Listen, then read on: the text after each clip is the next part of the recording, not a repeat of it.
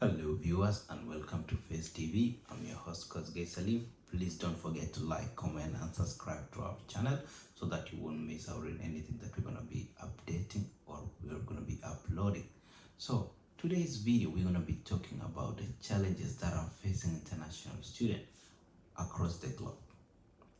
So because many people just want to go to Australia, many people just want to fly to UK, many people just want to fly to US, but they don't know what are the challenges that are facing international students.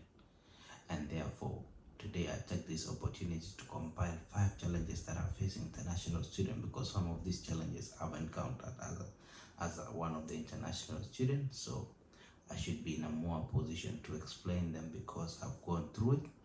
And what can we do so that our upcoming future students don't go through the same thing that we went through, or whoever is already arriving in Australia should try to avoid them at all costs if it is avoidable. Okay, so today we've compiled around 5 challenges that are facing international students as they try to settle down in Australia. And the challenge number 1 is language barrier. Why am I saying language barrier? A lot of us come from different background. A lot of us come from like for me, for an example, I come from Kenya, and as much as we speak English as part of our national language, most of us when we attend our high school and primary, we really didn't put more focus in making English the priority or speaking the language. So we know it, but we rarely speak it. So it is something that we use not to speak. So when you come to Australia, you will be faced with a challenge whereby you are forced to communicate in English because there's no any other language, and therefore there are some words you want to express in English, but you don't know how to express them. So I'll give you an example.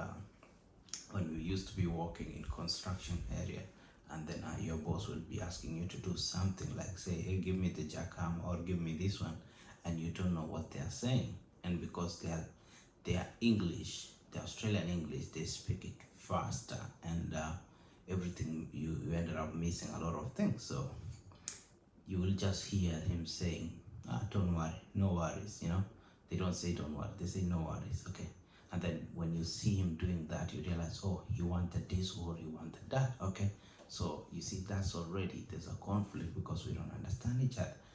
Australians have their own slang. So for example, if they say yes, they say yeah, no. Or if they say no, they say no, yeah. So such things are those are things you really need to be aware of. And what I can encourage you before you travel to Australia, you need to learn to watch Australian movies or listen to Australian news, anything to do with Australia, so that when you travel to Australia, you have mastered how they talk, you already master how they use their slang, so that when you arrive, you won't miss out a lot. Okay, so that's item number 1 that I want you to do. Watch things or content concerning Australians, so that when you get here, you should be in a position to know their slang, and you should be in a position to communicate better than some of us, because we really struggle to communicate to an extent. When we used to go to McDonald's to order food, we didn't know how to start. And I remember when I was flying from Dubai or from Qatar to here, I sat in the middle row. So I sat in the middle between someone and the window. So I sat in the middle, and I didn't go to toilet because I was like, so if I wanna go to toilet, I know how to say excuse me, I wanna go to the toilet, but to put the two things together, it was so hard. I'll say yeah. If I say excuse me, then what? Now if I look back, it's funny, but we don't want you to be in that situation the way we were. But what can we do? So item number 2 is cultural differences. You need to understand that you are moving to someone's country, and the way they behave is different. Just like when you come to my house, there's a different way that you need to behave. Meals time are not the same as your house, so My house, things have been done a little bit different. Maybe in your house, do you have dinner at 9? Maybe in my house, we have dinner at 6 p.m. So you really need to understand there will be cultural differences. And therefore, when you move here, you will see people at the beach. There's a nude beach. So there's some beach like here in Lee Point. There's a place allocated for people to be naked. So you really need to be aware of that, so that you wouldn't be shocked when you see your grandmother or your grandfather or your age mate walking naked. I mean, naked like the way you was born. So you should be aware of such things. Another thing is when we just arrived in Australia, we used to go to the beach because you go see ladies, you go see people walking with putting on the bikini. These are things we didn't see back in Nandi County. So man, what am I saying? You need to explore, you need to travel to Mombasa, travel everywhere, go see life, so that when you travel here, you wouldn't be like this. You wouldn't be surprised. You would just be confident. You just be okay, you know. Another thing is dressing code. As you have seen in movies and all those, white people or Australian and all those like to dress in just small clothes. Back at home and our traditional, maybe we look at that and you're like, oh, you're exposing yourself and all those. So you should just be aware when you come here that it's someone's country and they are free to behave the way they are, and they are free to dress the way they are, and it's up to you to monitor what you do or be aware of your behavior, right? And you should be able to adapt quickly, so that when you come here, you don't be surprised like, oh, what are you doing? Oh, you don't dress like that. And then it ended up being issue because you might be reported to the police. Okay. Another thing is religious practice and religious differences. This is the only place whereby people are free to practice their religion whichever way they want, and they are free not even to practice. So when you come here, you don't be shocked when you see Jehovah's Witness, you see Freemason, you see churches, and you see people going in and out. It's normal for them. So it's not like Kenya when you say you're a Freemason, you hide, and all those people don't hide here. They go in like it's okay. So you should be aware, and you should try to maintain your religious value, and everything will be okay. Another thing is alcohol, drug abuse. When you come to this country, you will learn that women smoke a lot. I was shocked when I moved into Australia, and then every time I was driving across the road, I could see people maybe in the city, because I moved to Sydney before, and when I went to Sydney, I see people outside and they're smoking. I'm like, whoa, what are they doing? And when I went for my first employment, and then I had this smoking break. So people have break to go smoke. So don't be shocked when you hear people saying we're going for smoking break. It's legal, it's their right. So you should need to know that. And also about alcohol, you should be aware that it's their culture to have a glass of wine or alcohol after meals, or drink beer and all on a weekend, and all those. Alcohol is plenty. It's up to you. They're so cheaper and readily available at all time, as long as you're over 18. So it's up to you to choose what kind of life you want. So I don't want you to be shocked when you get here. You should be aware that it's alcohol and all those. It's up to you to know how to do it or how to go about it. Another thing under cultural difference is types of food. So when you come here, don't expect there will be like ugali, there will be like whatever. No. If you ask for fish, it's not the same fish at home. So the staple food here, people eat fish and chips, pizza and all those. So I remember when we used to try and go and order food through McDonald's, KFC and Hungry Jack's and Domino's, we were struggling because we didn't know what to order. So I remember when we used to go to McDonald's, and we don't go to drive-through, because what are we gonna order through drive-through and we don't know any menu? So we used to go inside and then go to the queue and stand in the queue. Try to be so keen to listen to the person in front of you, as he or she made their order.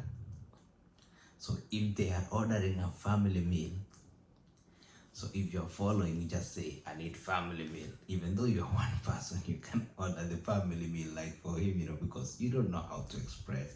You don't know the name of their food. So if someone says, or if you are not lucky and you didn't hear it, you just go to the counter and say, I need the same meal like for him or for her. And then they will just serve you same meal. And you ended up eating the food that you didn't like it, or you are not expecting to have it. I'll give you a little bit stories.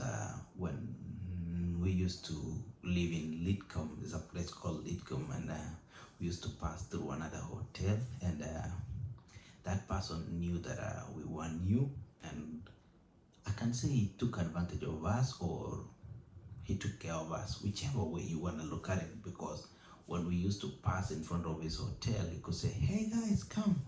And we say, oh, we have some meat lovers here. I have some kebab. I have some pizza. And we're like, oh, we don't have money today. Say, oh, sit down, eat, and then you will pay tomorrow.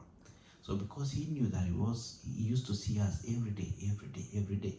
We didn't know types of food, so we couldn't order different food. We just tell him, give us like the one for yesterday. So to an extent that we used not to order, we just go and sit down, and he will do everything and give us, and then give us the bill. If we don't have the money, we'll pay the next day. So you see, so because we didn't know what we were ordering, we just knew that it was sweet, and then we just say, give us the same like yesterday. So slowly, what am I saying?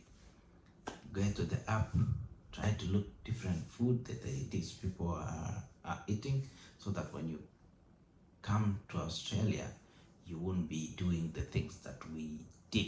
All right, you should be ahead of us, so don't come and do the same thing. Or just say, I remember when we go to order coffee with my boss in the morning, when I used to do manual job, and he said to me, Salim, what type of coffee, what coffee do you want? I'm like, just coffee. Like, what coffee?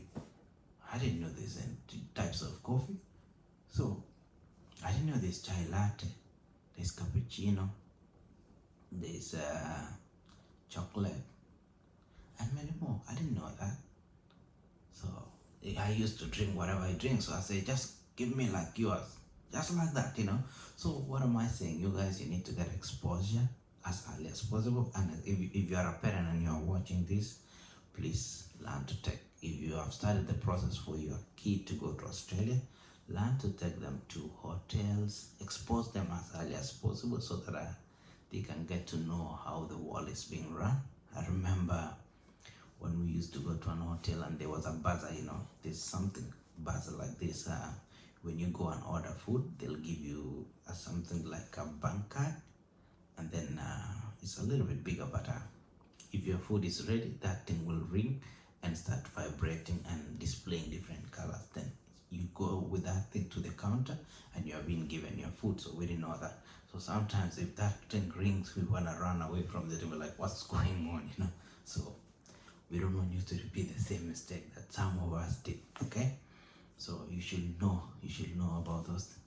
Item number 3 that we are facing as a challenge as we are here as an international student is financial difficulties. What do I mean by financial difficulties? You are aware that if you came into Australia as a student, most probably you are under visa number 500. And if you are under visa number 500, it has condition. Condition is you have to work 40 hours. 40 hours a fortnight. What fortnight is 2 weeks actually. So you are allowed to work for 40 hours only in 2 weeks. And when you're working for 40 hours in 2 weeks, you need to know that you have bills, and university fee actually is very expensive. That's why sometimes I recommend, if you're still young, come to Australia, do the diploma. If you got a 2-year diploma, it's high time for you to invest back at home, or try to save so that when you join uni, you won't be struggling so much. So those are the challenges you will face.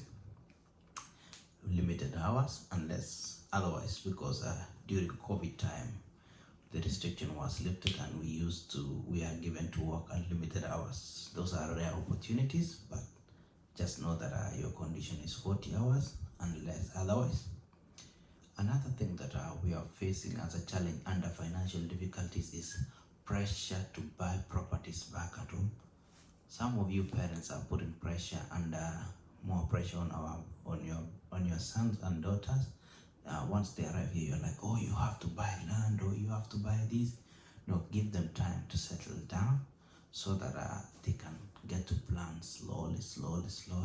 But you always set goals with them, but don't put too much pressure, because also they are under lots of pressure here, because it's not easy to get a job, and it's not easy to maintain a job, especially if you're a casual staff, so you really need to be aware of that so that you can plan yourself. Another challenge is that we are facing as an international student is social influence. That's what I mean by social media influence. Social influence is whereby some of us when you see me on my Facebook, on my Twitter, on my TikTok, you just arrived the other day, but you just wanna dress like me, you wanna buy a car like me, you wanna do things like So those are challenges that international students are facing. What also international students are facing is a lot of friends back at home, they keep on calling day and night asking for money and like, hey, you have to send me something small. Those are unnecessary pressure that you really need to, once you get here, you really need to plan yourself so that you won't be like some of us who used to do manual job and then we get paid $200 a day. When we used to be getting paid $200 a day, that is like 14,000 Kenya shilling, 15,000 Kenya shillings to 16,000 Kenya shilling there. And because we had friends who had already asked us money during the day, you ended up sending them like $50, so you remain with $150.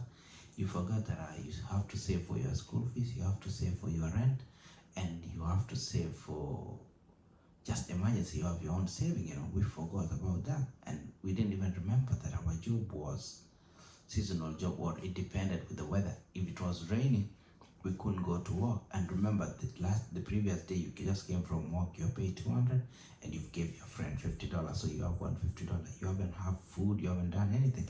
So you really need to know, if you are in that situation, you really have to remember yourself now. Okay, remember yourself. And that one gets us to the last item under financial difficulties is budgeting. Most international students find it hard to learn how to do budgeting. So it's a challenge to parents to teach us, our sons and daughters, how to do financial budgeting, how to budget your money, so that when you come here, you should be able to say, every fortnight I should be able to keep $200, $300 or $500 towards school fees, and this amount towards rent, and this amount towards this. If you budget like that, you will realize like you'll be remain with $200 or $500 only, and therefore you have no chance, or you have no money to send to friends. You will have something to think about it, alright? So item number 4 is getting a job.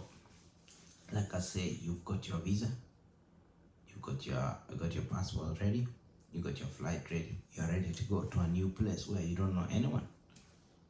And once you get there, the nightmare starts hitting you like, I need to find a job, I need to find a job, I need to find a job. But the question remains, where do I find a job? So those are the challenges that we are facing if you don't know anyone. But if you know someone here, it's easy for them to maneuver around, help you, coach you, guide you until you get a job. So what am I saying? Try to communicate, trying to find people in diaspora, so that when you come here, they will be able to receive you and direct you so that you will get a job quicker. And when you get a job, fight so hard to move from casual to permanent, so that you can have secure job. Because in an event of whereby we experience COVID again, most of casual workers will be laid off, and then the permanent will remain to work. So try to make sure that you get a permanent position so that you won't lose at any time. All right. Item number 5 is fear of missing out. FOMO, fear of missing out.